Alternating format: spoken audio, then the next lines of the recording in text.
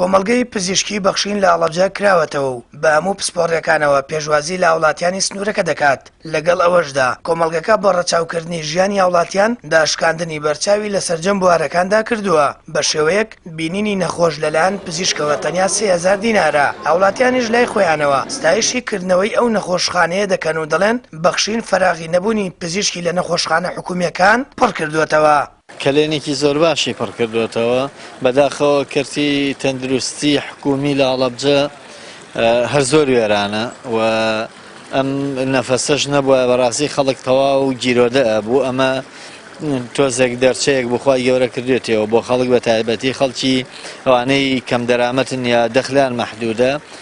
ئەمە بێجگەلەوەی کە سەرجەم پسپۆڕەکان یا زۆرینەی پسپۆڕە پزیشکیەکان لێرە هەیە.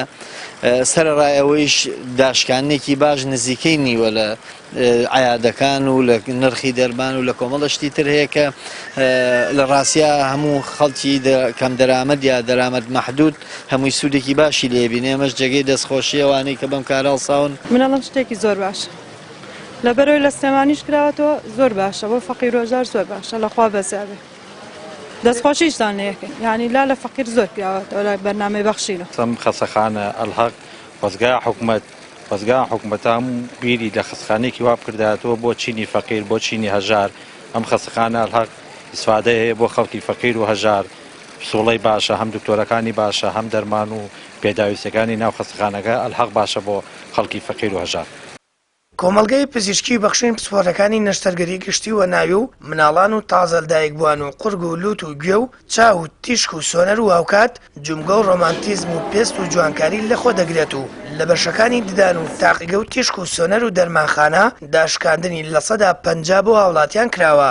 بەڕێوەبەری نەخۆشخانەکەش دەڵێت کۆمەڵگەی پزیشکی بەخشین پرۆژەیەکی قازانجنەویستە و تەنیا بۆ خزمەتی هاوڵاتیان و چینی هەژاران و کەم دەرامەتان دامەزراوە. دەژڵێت توانیویانە بەشێک لەو بۆشایە پڕ بکەنەوە کە ئێستا کەرتی تەندروستی بەگشتی لە ئەڵەبجە بەدەستیەوە دەناڵێنێت.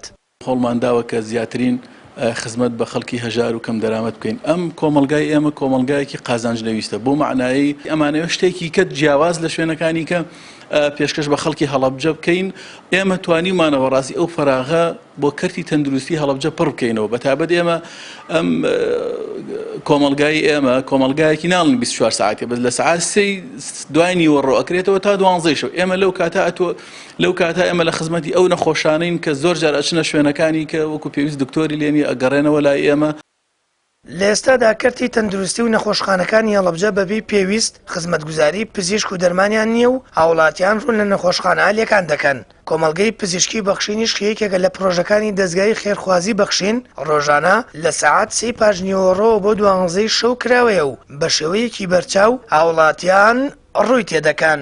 سامان فەتاح کەناڵی ئاسمانی پەیام هەڵەبجە.